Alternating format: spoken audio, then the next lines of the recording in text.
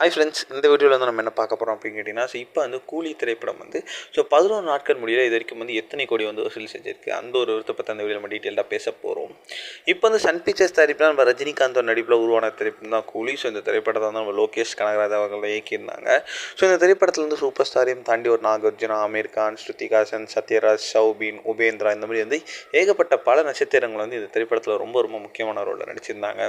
ரொம்ப பெரிய எதிர்பார்ப்பில் வெளியான இந்த திரைப்படம் வந்து ஒரு கலவையான விமர்சனங்களாக பெற்றுச்சு ரசிகர் மத்தியில். அண்ட் சிலர் வந்து கடுமையான விமர்சனமும் வந்து இந்த திரைப்படத்துக்கு மேலே வச்சாங்க. ஸோ முதல் 4 நாட்கள் வந்து கிட்டத்தட்ட ஆவரேஜாக வந்து 90 கோடி வரைக்கும் வந்து வசூல் செஞ்சுட்டு இருந்தது வந்து அடுத்த நாட்கள் எல்லாம் வந்து வசூல் அப்படியே வந்து ரொம்பவே குறைஞ்சது அப்படின்னு சொல்லலாம். ஸோ இப்போதைக்கு வந்து நம்மளோட கூலி திரைப்படம் 11 நாட்கள் முடியல கிட்டத்தட்ட 495 கோடி வரைக்கும் வந்து வசூல் செஞ்சிருக்கு அப்படின்ட்டு சொல்லப்படுதுங்க.